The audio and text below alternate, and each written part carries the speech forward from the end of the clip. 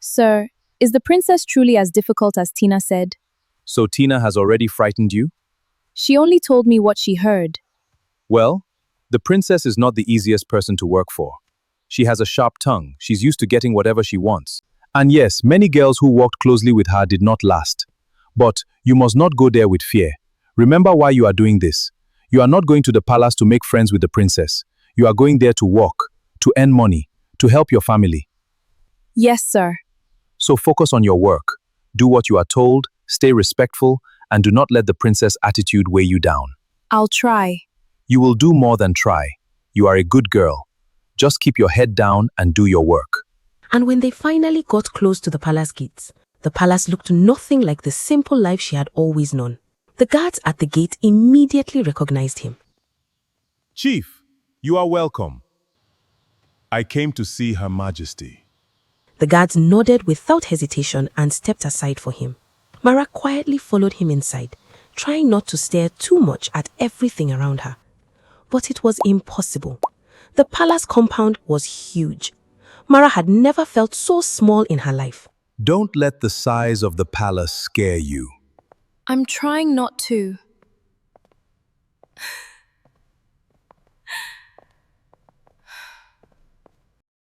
Good morning, Your Majesty.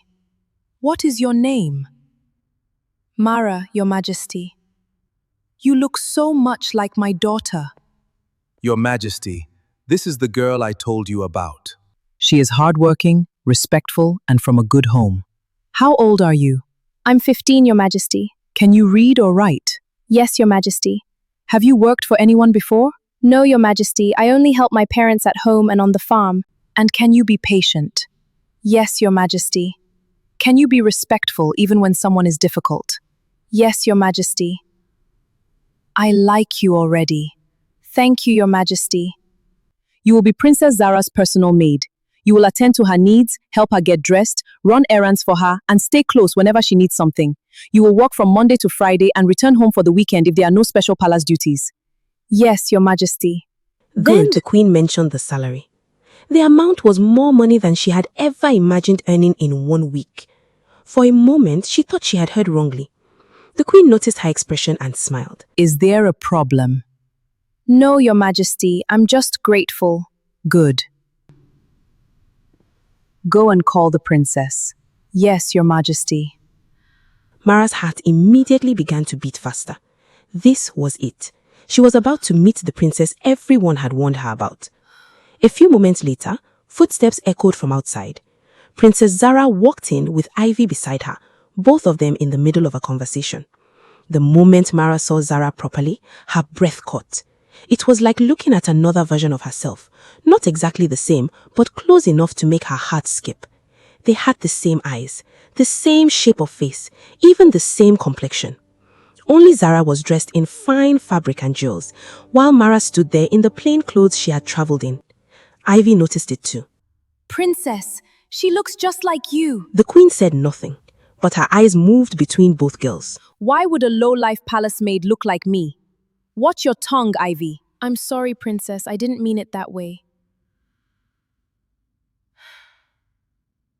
Before you come near me, go and wash off the entire journey from your body. You smell like road and dust. Yes, Princess.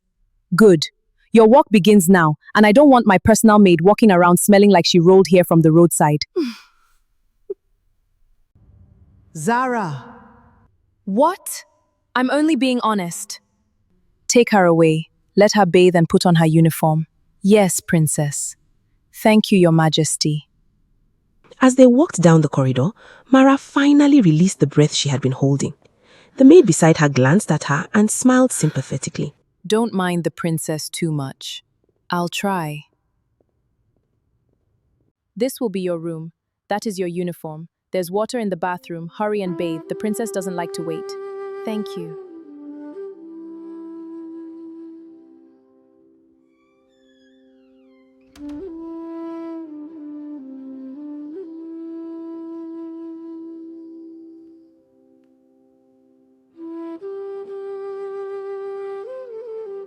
Then she picked it up and went to bathe. For a moment, she barely recognized herself. Just yesterday, she had been in her village, carrying cassava to the market and begging God to heal her father.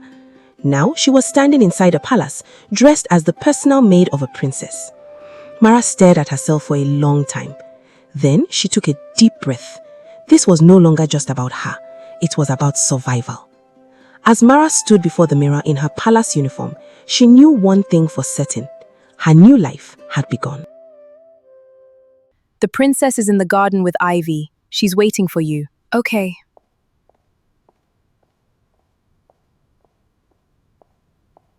Princess Zara was seated comfortably with Ivy.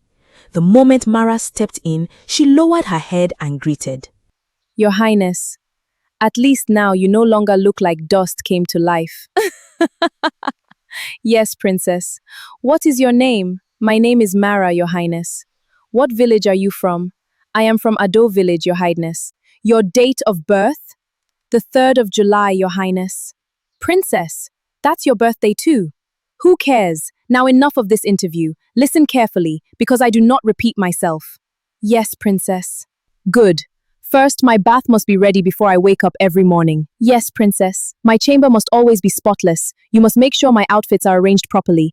If I wake up and my clothes do not match my mood, you will be punished for it. Yes, Princess. My bed must always be laid before nightfall. If I call you, you answer immediately. I do not like being ignored. And this is Ivy, my best friend. She is the daughter of the wealthiest chief after my father. She is like a sister to me, so you will treat her with respect at all times. Yes, Princess.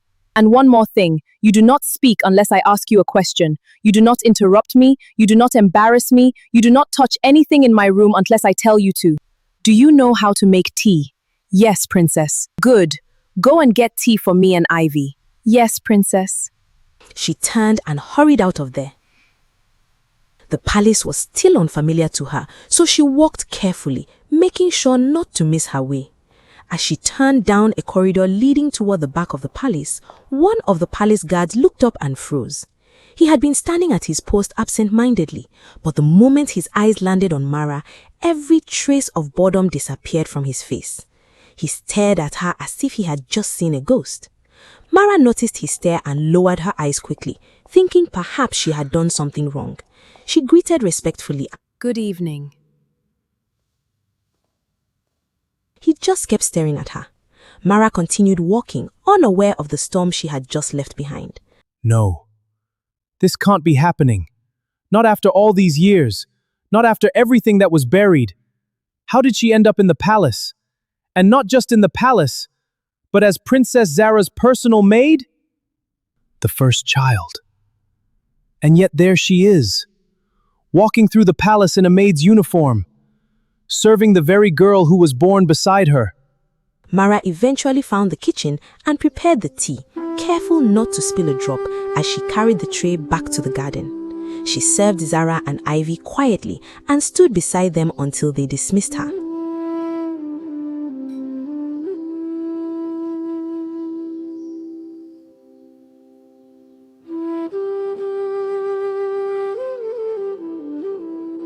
The rest of the evening passed in a blur of errands. She folded wrappers, cleaned up after the princess and Ivy, and ran up and down the corridors until her legs ached. She was in Zara's room, carefully laying the princess's bed, when Zara stepped out from her bath, smelling of scented oil and looking fresh. Mara quickly finished smoothing the bedspread and stepped aside. Zara looked at the bed, nodded once, then climbed in. For a moment, Mara thought she might finally be dismissed in peace. Tomorrow, my bath water must be ready before I wake up. Do not make me repeat myself. Yes, Princess. Good. But Zara turned to the other side, clearly done with her. Mara quietly left the room and returned to her small room at the far end of the corridor.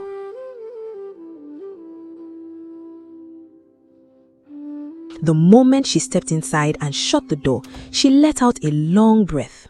Her feet hurt, her shoulders hurt, even her head hurt from trying to remember all the princess's rules. She quickly bathed again, changed into her nightclothes, and sat on the edge of the bed for a few seconds. All she cared about was the fact that she now had a job and a salary that could help keep her family alive. That thought alone gave her strength. She lay down on the bed, pulled the thin cover over herself, and shut her eyes. For the first time since leaving home, sleep came quickly. That same night, the palace guard finished his shift and returned home. He lived in a modest house at the edge of the neighboring village with his mother, Agnes, the same village midwife who had helped bring the royal twins into the world 15 years ago. She looked up when she heard him enter. Mama, your 15-year secret is now in the palace. What secret are you talking about? The first princess is now in the palace serving her sister. How did you find out? Why? Judas. No, Mama. Answer me. Why did you do it? Was it worth it? How much were you paid? Hasn't the money finished? Why did you put that girl through so much in life? Keep your voice down. Someone might hear you. I have been monitoring that girl since the night she was given away. Yes. Since that very night, from the night that farmer's brother disguised himself as a woman and came to collect the baby in that basket, I have been watching her. You thought your secret was safe because you hid it well.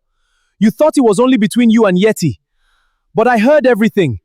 The day you and Yeti were discussing it 15 years ago, I had just come back from the football field. I was outside, beside the house, washing my legs. You people were inside talking, and your window was open. That was how I heard everything. From that day, I became invested in that child's life. I kept your secret because you are my mother. I knew what the king and queen would do to you if they found out you sold their child for change. A child they had prayed for years, a child they were desperate for. Ah, Mama, you are wicked. Judas, lower your voice, please, if anybody hears us. No, you listen to me. That girl is now in the palace. She is serving her twin sister. She is serving the life that should have been hers too. I have watched that girl all these years. I watched her grow up in that farmer's house. I watched her run around that village barefoot as a child. I watched her become the breadwinner of that family after her father got injured. I watched her carry vegetables to the market. I watched her struggle. I watched her cry. And all the while, I knew she was not where she belonged. Though she is loved in that family, that is not her place. That girl should not be serving tea and laying beds for anybody in that palace. She should not be taking orders from Princess Zara. She should not be standing there while people call her maid. Judas, please, keep your voice down. If the wrong person hears this, we are finished. We? Mama, I am tired. I don't think I can keep this secret any longer. What do you mean? I mean, I am tired of carrying your sin on my chest. I am tired of living with this guilt. I am tired of seeing that girl suffer for something she knows nothing about.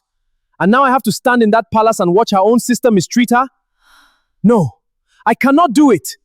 Judas, please, you must not say anything. You must not. For 15 years, I have protected you. I have kept quiet because you are my mother. But if this continues, I don't know how much longer I can do it. Judas. I want peace, Mama. For once in my life, I want peace. And I cannot keep watching Mara suffer while I pretend not to know the truth.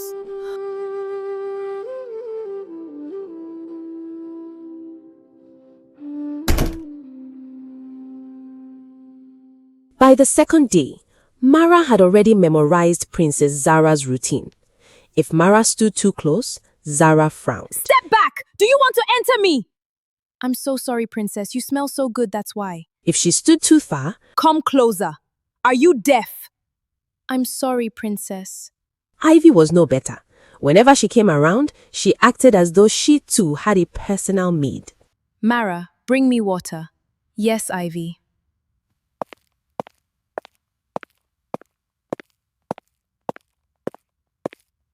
Mara, take this away.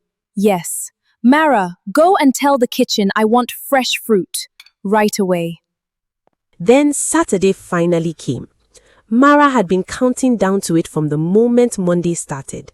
That morning, after finishing Zara's last errands for the week, she signed out of the palace. When she was handed her weekly pay, her heart almost leapt out of her chest. She held the money tightly in her hand and stared at it for a second. It was real. She had actually earned it. And with that money, she could buy drugs for her father, food for the house, and still have a little left. A smile spread across her face as she tucked the money safely into the small bag hanging across her shoulder. She greeted the gate guards and began the journey back to Ador village. All she could think about was her mother's face when she handed her the money.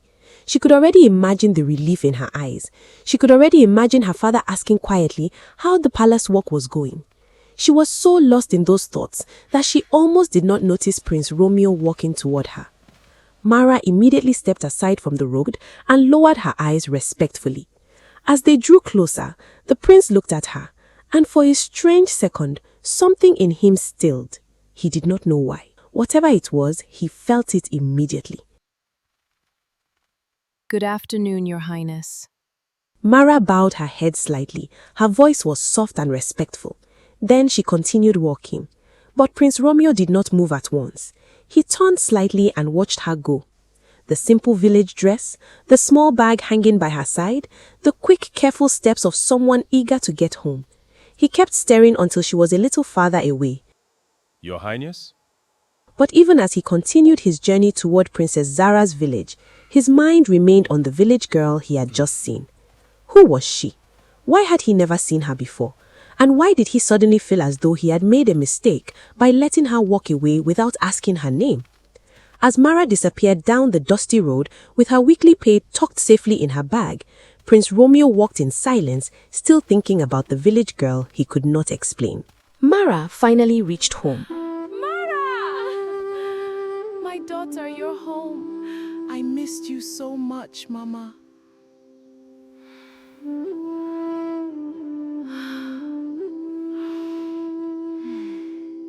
Are you all right? Did they treat you well? Have you been eating properly? I'm fine, Mama. Tell me the truth. It's not easy, but it's something I can handle. I've been praying for you every single day. I know, Mama, and I promise I'll be all right. Mara, is that you? She hurried into the room and knelt beside him. I'm home, Papa. I've been counting the days. I missed you too.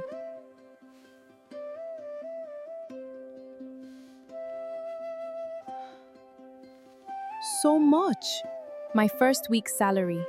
This will buy your father's medicine, and we'll still have enough to buy food. We can even save a little. Meanwhile, Prince Romeo arrived at the palace. The moment Princess Zara heard he had come, she hurried out to welcome him with a bright smile.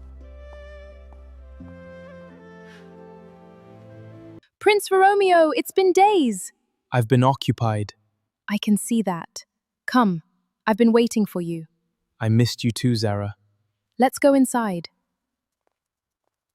The two sat together in the royal sitting room while servants brought refreshments.